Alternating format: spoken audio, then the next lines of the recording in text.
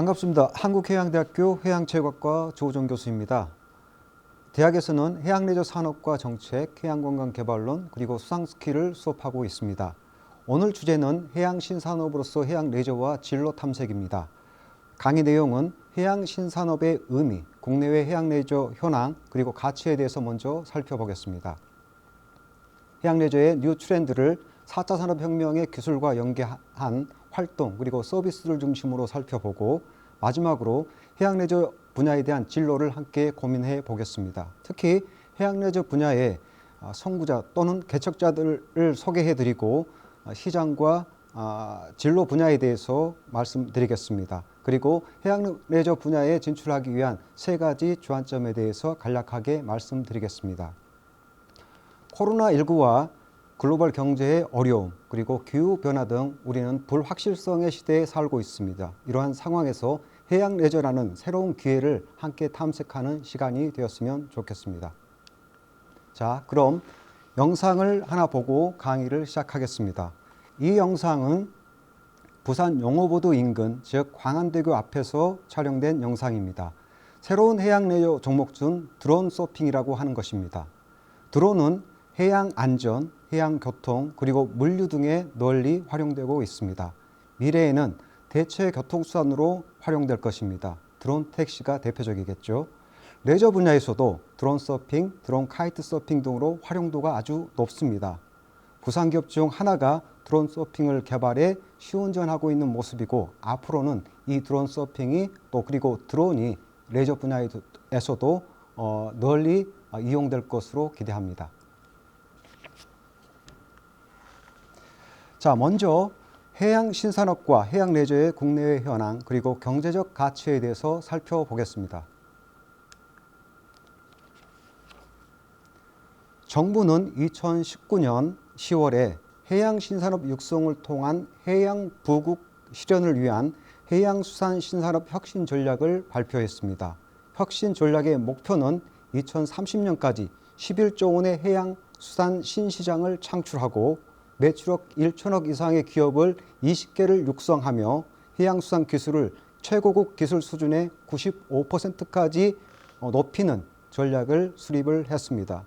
이를 위해서 5대 핵심 신산업을 선정을 했는데 거기에는 해양 바이오, 친환경 선박, 첨단 해양 장비, 해양 에너지 사업이 포함되어 있으며 물론 오늘의 주제인 해양 관광도 포함이 되어 있습니다. 더불어 기존의 해양수산을 4차 산업혁신 기술을 기반으로 스마트 산업으로 혁신하는 내용도 계획에 포함이 되어 있습니다. 스마트 해양 물류 산업을 위해 자율운항선박, 스마트 항만, 지능형 해양교통 정보 시스템을 구축할 예정입니다. 특히 스마트 해양수산 혁신 생태계, 우리가 이야기하는 산업의 여건이나 환경이라고 하죠. 이를 조성하기 위해서 유망 기업에 대한 창업과 성장을 지원하며 해양 모트 펀드를 통해서 정책 펀드를 지원하며 해양과학기술의 기술력을 확보하기 위해서 연구 개발을 전폭적으로 지원할 예정입니다. 더불어서 해양수산 개발과 관련된 제도를 획기적으로 지원할 예정입니다. 정부의 해양신산업으로서 해양레저 관광은 2019년 5월에 발표된 해양레저 관광 활성화 대책으로 요약할 수 있습니다. 전국을 7대 권역으로 구분하고 우리가 살고 있는 동남권은 해양 엔터테인먼트 거점으로 육성할 계획입니다. 권역별로 거점을 육성하고 마리나 항만을 육성하고 어촌을 개발하고 그리고 정부의 핵심 사업 중 하나인 어촌 뉴딜 사업과 연계해서 이 해양레저 관광을 활성화한다는 계획입니다. 해양레저 관광의 주제는 해양 치유산업, 마리나 산업, 크루즈 산업, 그리고 수중 레저 산업 등 4대 신성장 동력을 집중 육성할 계획입니다. 이를 통해 현재 580만 명 수준의 해양레저 관광객을 2030년에는 1,300만 명 수준으로 확대한다는 목표입니다. 우리나라 전체 인구의 25% 이상이 해양레저 관광 수요자로 육성한다는 계획이죠. 그럼 해양 레저 현황을 글로벌 현황을 살펴보겠습니다. 전 세계적으로는 관광 산업에 종사하는 사람이 전 세계 일자리 10개 중 1개를 관광 산업이 담당을 하고 있으며 글로벌 경제 GDP의 10%를 관광이 기여하고 있습니다. 앞으로 관광 인구는 2030년에는 18억 명 이상으로 증가할 것으로 예측하고 있습니다. 현재 인구 기준 전 세계 인구의 25% 이상이 글로벌 관광 활동에 참여할 것으로 기대됩니다. 글로벌 관광 활동 중 관광 트렌드가 체험, 교육, 건강, 그리고 모험으로 대두되면서 해양 관광의 성장이 두드러지게 나타날 것입니다. 선진국의 경우 관광 활동의 50% 이상이 해양 또는 연안을 중심으로 이루어지고 있음을 주시할 필요가 있습니다. 경제협력개발기구 OECD에 따르면 해양과 관련된 경제 규모는 2017년 3,900억 달러에서 2030년에는 7,800억 달러로 2배 이상 성장할 것으로 예측하고 있습니다. 그중에서 글로벌 해양 경제 중에서 해양 관광이 차지하는 비율은 26%가 넘습니다. 특히 다이빙, 요트, 보트, 그리고 레저피싱 등으로 대별되는 해양 레저의 비중이 점점 증가하고 있다고 OECD는 밝히고 있습니다.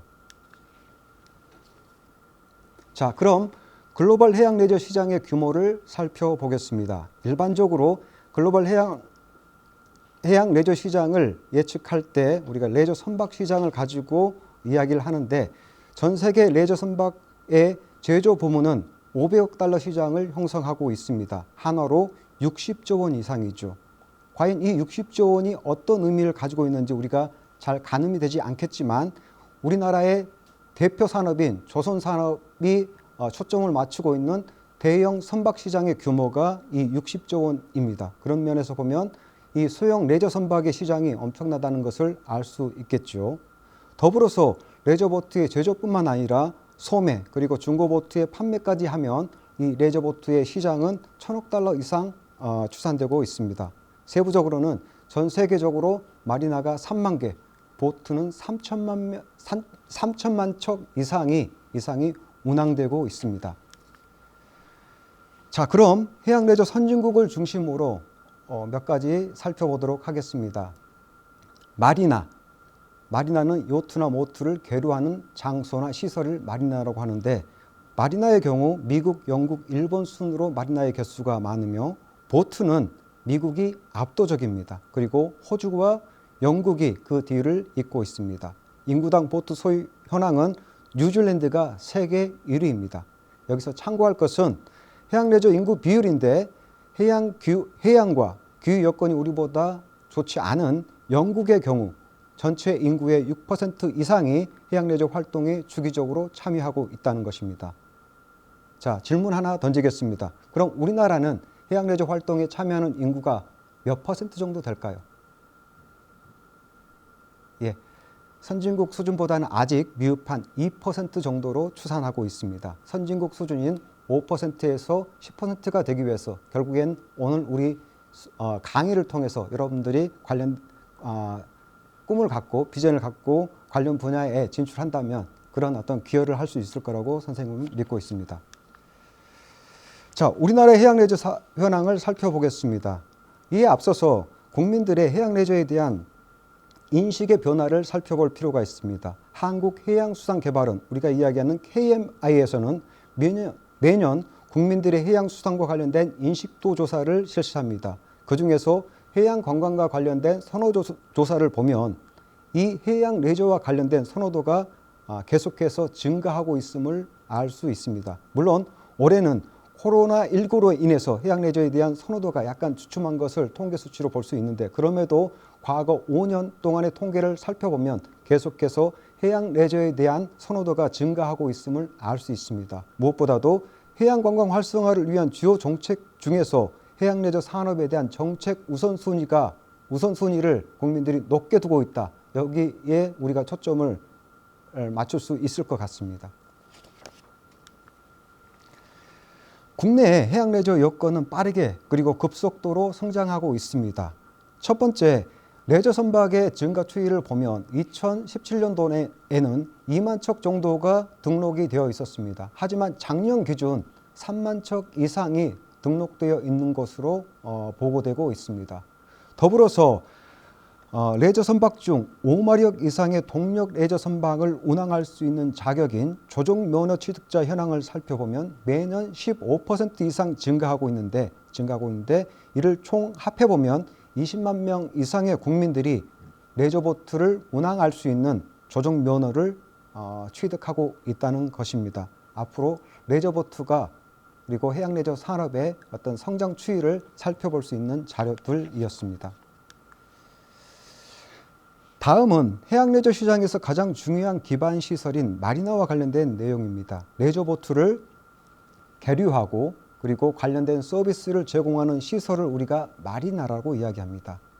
이 마리나와 관련해서는 정부가 마리나 항만법을 제정해서 이 마리나를 육성하기 위한 제도적인 기반을 제공하고 있습니다. 현재에는 전국에 34개소의 마리나가 개발 또는 운영 중입니다. 2차 마리나 항만 기본 계획에 따르면 2030년까지 전국에 70개소 이상의 마리나가 개발될 예정입니다.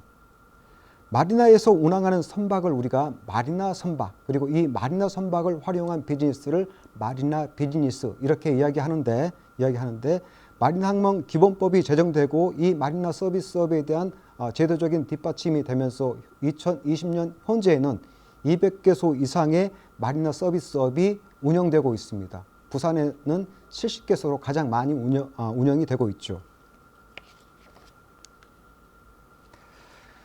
자, 그럼 해양 레저를 이해하는 데 있어서 우리가 해양 레저가 여러 가지 측면에서 가치를 가지고 있습니다. 사회적인 측면, 그리고 교육적인 측면, 문화적인 측면, 경제적인 측면, 여러 가지 측면에서 해양 레저의 경제적 가치를 살펴볼 수가 있는데 오늘은 그중에서도 경제적 가치에 초점을 맞춰서 살펴보도록 하겠습니다.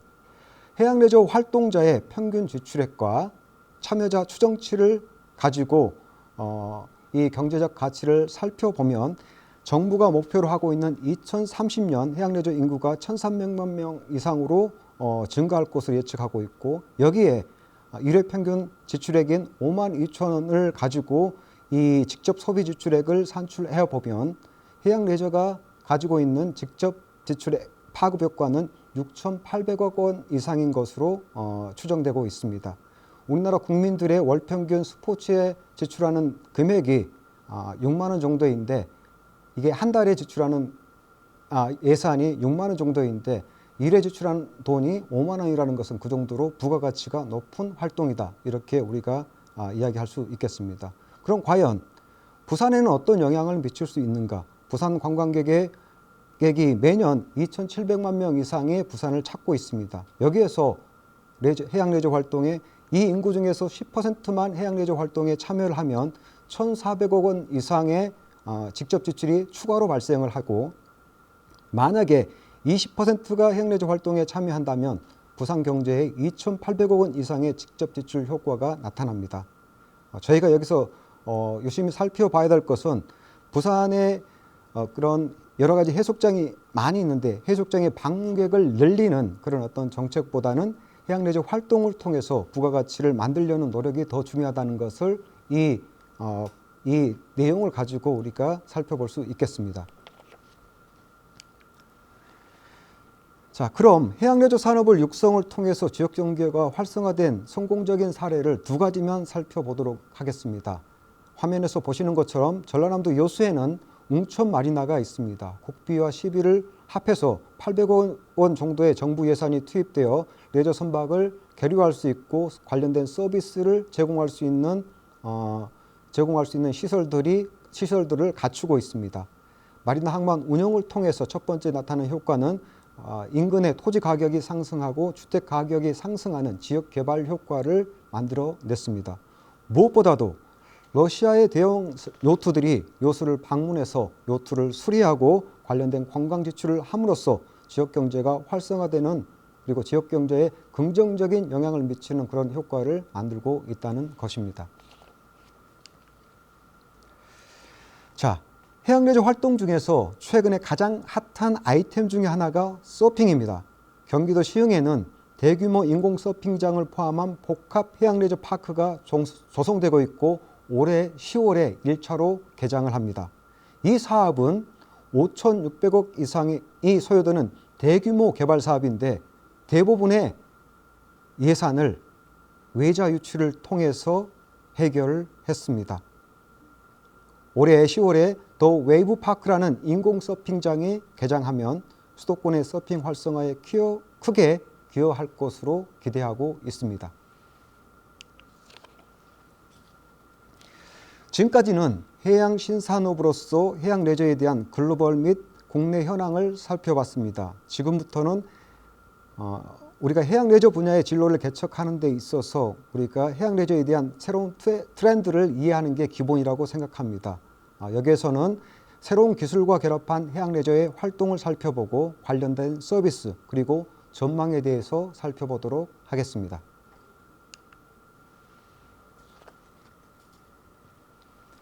우리가 알고 있는 해양 레저 활동은 해양이라는 공간에서 이루어지는 취미, 오락, 체육, 교육과 관련된 모든 활동을 해양 레저라고 할 수가 있습니다. 일반적으로 해양 레저는 화면에서 보시는 것처럼 동력 해양 레저, 모터보트나 요트가 대표적이겠지요. 그리고 수상 오토바이도 포함이 됩니다. 그리고 무동력 해양 레저, 조정이나 카누, 카약, 수상 자전거 이런 것들을 우리가 무동력 해양 레저 이렇게 이야기합니다. 그리고 동력 수상 레저에서 파생된 견인형 해양 레저, 여기에는 수상 스키를 지금 무동력으로 구분을 해놨는데 실제 견인형 해양 레저는 파생된 동력 해양 레저에서 파생된 해양 레저라고 할 수가 있겠습니다. 하지만 최근에는 뉴 트렌드 해양 레저가 속속 등장하고 있습니다. 제트 서프, 웨이크 서프, 하이드로포일 등 4차 산업혁명 시대에 새로운 기술들과 연계한 그런 어떤 레저 활동들이 속속 등장하고 있는데 이를 요약해 보면 스마트폰으로 해양 레저 장비를 제어하고 드론으로 서핑보드를 끌고 자율운항 무인 요트가 대서양을 횡단하고 드론으로 구조 활동을 지원하며 AR, VR로 해양 레저를 간접 체험하고 바닷속도 VR 체험을 통해서 세계 곳곳을 누빌 수 있는 이런 다양한 형태의 해양 레저 그리고 새로운 형태의 해양 레저 활동이 등장하고 있습니다. 자, 몇 가지 그림으로 살펴보도록 하겠습니다. 드론 서핑입니다. 서핑은 파도를 넘는 해양 레저 활동입니다. 드론 서핑은 드론이 서핑 보드를 끌고 활동자에게는 사진 서비스를 추가로 제공합니다. 드론 카이트 서핑입니다. 카이트 서핑 자체도 역동적입니다. 해양과 항공 스포츠가 결합된 스포츠라고 할 수 있겠죠. 이 드론 카이트 서핑의 역동적인 모습을 드론을 통해서 영상 서비스를 또한 제공하는 그런 활동을 드론 카이트 서핑이라고 합니다. 대부분의 해양 레저 활동이 VR로 구현돼서 체험 활동을 제공하고 있습니다. 실내에서 VR을 통해서 서핑을 즐기는 시대에 살고 있다는 것이죠.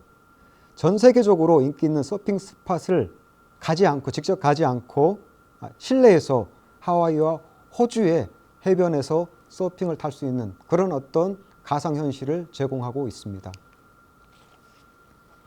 VR로 요트를 즐길 수 있습니다. 여러분이 국립해양박물관에 방문하면 이 프로그램을 체험할 수가 있는데요.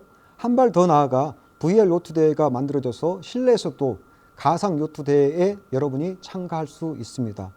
코로나19로 인해 비대면 스포츠가 인기를 끌고 있고 가상 해양 레저 이벤트도 이에 따라서 더욱더 증가할 것으로 예측이 됩니다. VR 조정입니다. 조정은 선진국에서 리더십을 배양하는 운동으로 인기가 아주 높습니다. 하버드와 예일 대학의 조정대회, 옥스퍼드와 캠브리지 대학의 조정대회가 대표적이라 할 수 있겠습니다.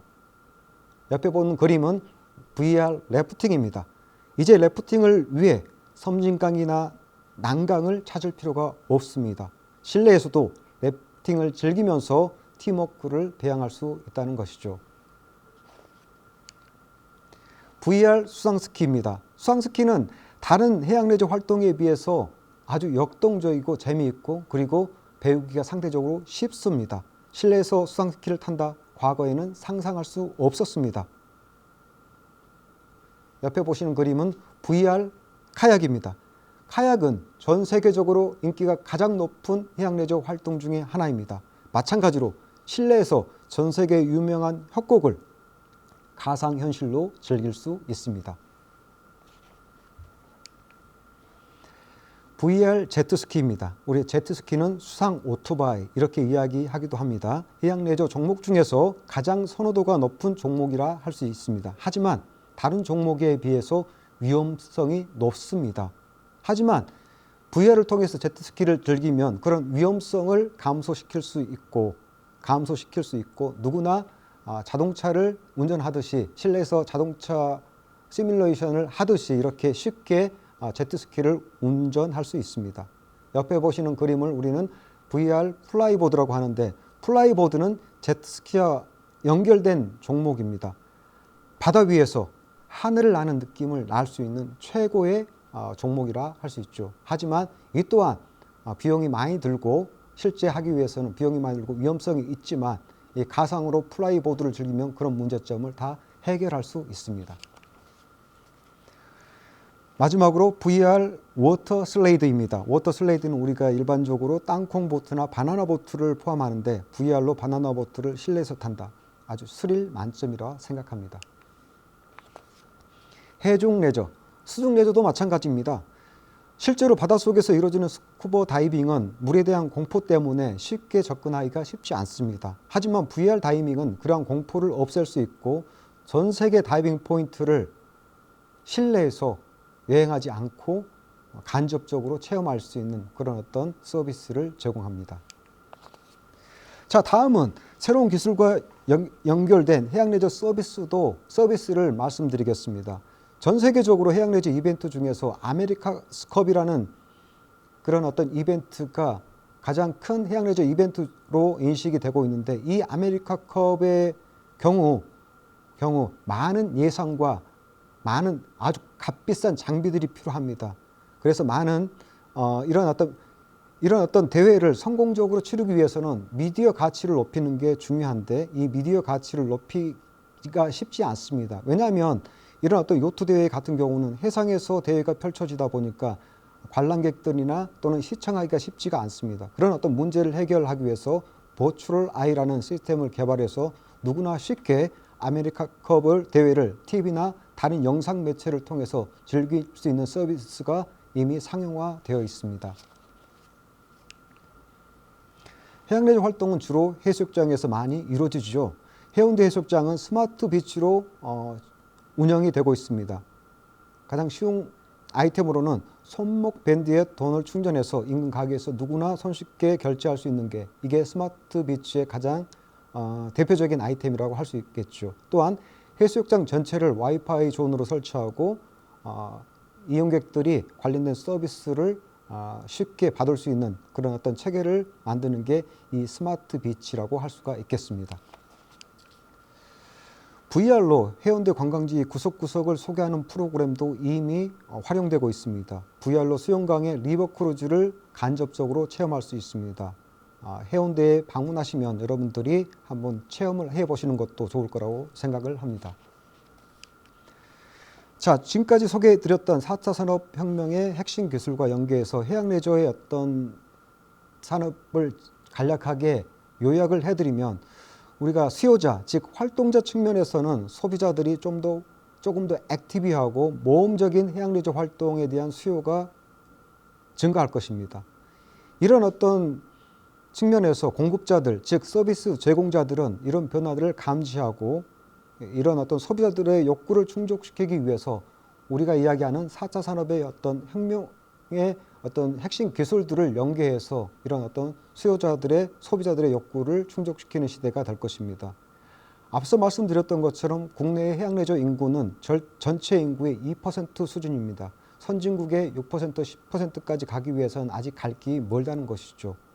이런 상황에서 이런 어떤 첨단 과학 기술을 통해서 해양레저의 장애 요인이라고 할 수 있는 비용이나 안전 문제를 해결한다고 하면 이 해양레저가 우리 정부가 목표로 하는 1,300만 명 전체 인구의 중 1,300명 이상이 해양레저 활동에 참여하는 시대가 곧 도래할 것으로 생각합니다. 특히 이 기술을 통해서 활동자들에게 체험의 어떤 몰입도를 높여주고 빠져들게 하는 그런 어떤 기술을 개발하고 서비스를 개발한다고 하면 이 해양레저 산업은 획기적으로 발전할 것이라고 저는 기대하고 있습니다.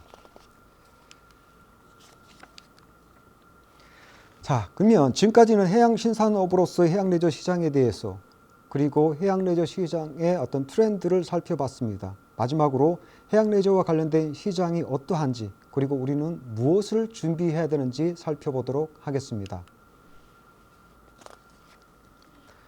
해양레저 분야에 먼저 선구자와 개척자를 소개해 드리겠습니다. 첫 번째 소개해 드릴 분은 김승진 선장입니다. 우리나라 해양레저에 있어서 새로운 역사를 쓰신 분이죠. 2014년 10월 19일 충청남도 당진 외목항을 출발해서 2015년 5월 16일 똑같은 항에 귀향을 했습니다. 장장 210일 동안 4만 2천 킬로를 항해했습니다. 지구 둘레가 4만 킬로가 조금 넘지요. 지구 둘레를 보다 더 많은 거리를 혼자서 운항을 했습니다. 놀라운 것은 그것도 혼자서 무기항이라는 것은 어느 항구도 방문하지 않고 무원조로 어떤 도움도 중간에 받지 않고 혼자서 세계 일주 요트 항해를 했다는 것입니다. 거친 파도와 그리고 어떤 때는 고래나 상어를 부딪히면서 그리고 폭풍우를 뚫고 이 세계 일주 항해를 성공했다는데 엄청난 의미를 부여할 수 있겠습니다. 부산 국립해양박물관에 가시면 아라파니호가 전시되어 있습니다. 김승진 선장이 이 세계 요트 일주를 위해서 사용했던 요트인데 여러분도 가서 한번 이 도전 정신을 간접적으로 체험해 보시면 좋을 것 같습니다. 또한 충남 당진 외목항 입구에는 이 김승진 선장의 기념관도 있습니다. 부모님과 함께 그곳을 방문하는 것도 좋은 어떤 체험이 될 거라고 생각을 합니다. 최근에는 MBC 방송에서 요트 원정대라는 프로그램을 만들어서 요트 항해와 도전을 주제로 방송을 하고 있습니다. 바다에 관심을 갖고 있는 친구들은 이 MBC 방송을 한번 청취하는 것도 좋을 것 같습니다. 요트 원정대입니다.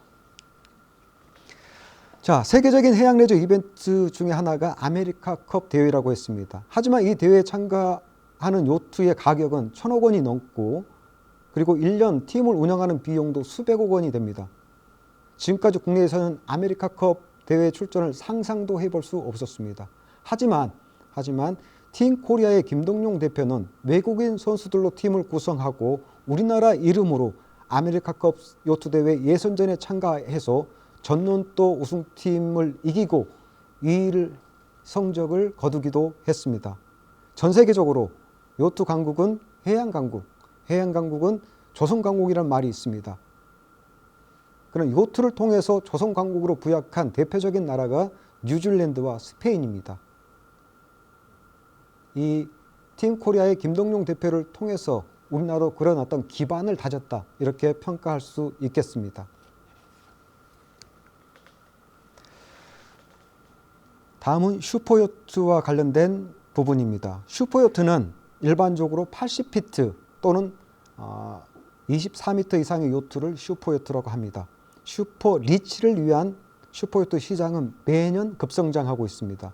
2019년 작년이죠. 부산의 최영재 대표는 러시아의 억만장자 안드레이 멜린체코가 소유하고 있는 4천억 이상의 요트를 부산에 입항시킨 장본인입니다. 국내 최초로 슈퍼요트 에이전스로 활동을 했습니다.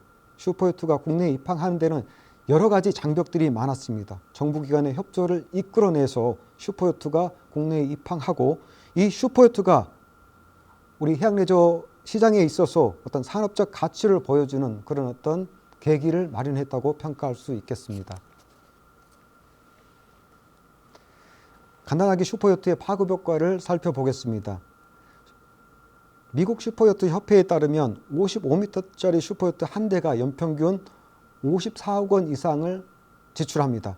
이 공식대로라고 하면 작년에 부산을 방문했던 슈퍼요트 A 한 대가 한 대가 만약 부산항에서 서비스를 1년 내내 받는다고 하면 1년에 100억 원 이상의 어떤 경제적인 효과를 누릴 수 있다는 것이죠. 즉 슈퍼요트의 파급 효과는 크다, 이렇게 평가할 수 있겠습니다.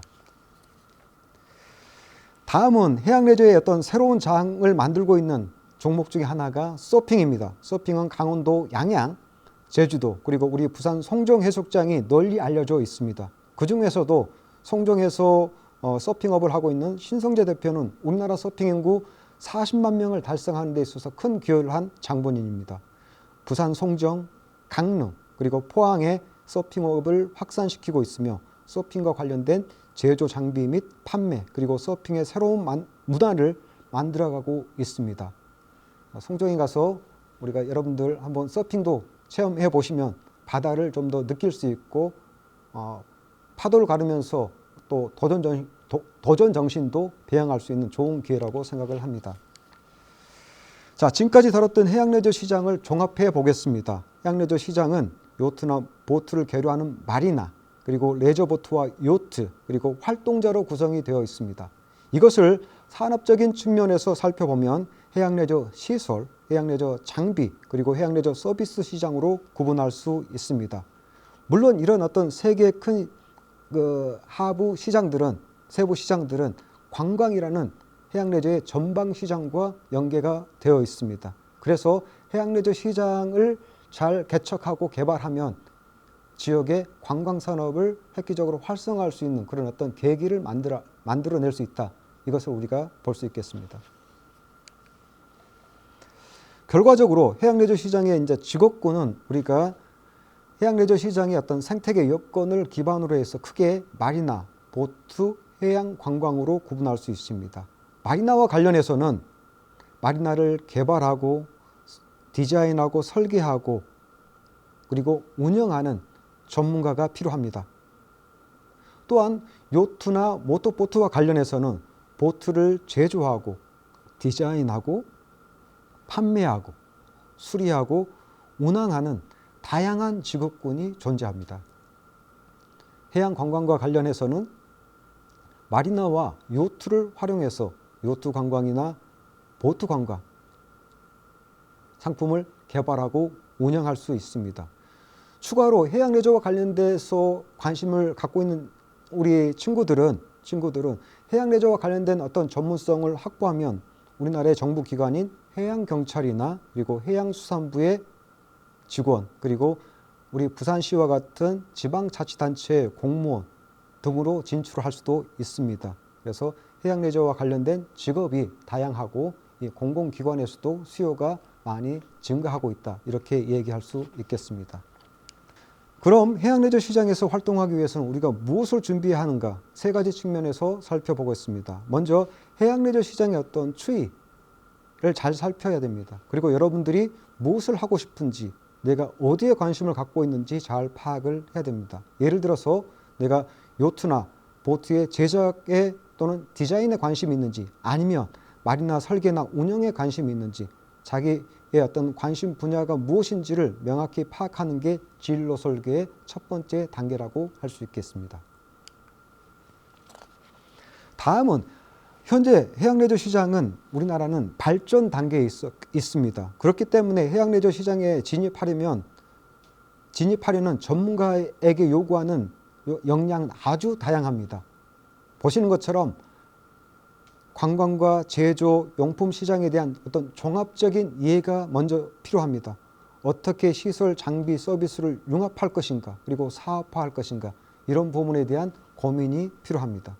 또한 우리가 농업이라고 할 수 있는 1차 산업, 제조 생산이라고 할 수 있는 2차 산업, 그리고 서비스업이라고 하는 3차 산업, 그리고 최근에 이슈가 되고 있는 4차 산업혁명의 어떤 기술에 대한 부분도 여러분들이 관심을 가지고 이러한 1, 2, 3차 산업을 어떻게 연계해서 해양 레저에서 새로운 상품을, 서비스를 만들 것인지 고민하는 그런 어떤 자세가 필요하다고 생각합니다. 해양 레저는 특히 관광, 레저, 교육 등과 연결이 되어 있습니다. 즉 이런 관광, 레저, 교육과 연결해야지만이 시너리를 만들 수 있고 시장을 확대할 수 있습니다. 그런 측면에서 이러한 분야와 관련된 어떻게 연결할 것인지, 그런 어떤 창의적인 아이디어가 필요하다는 것이죠.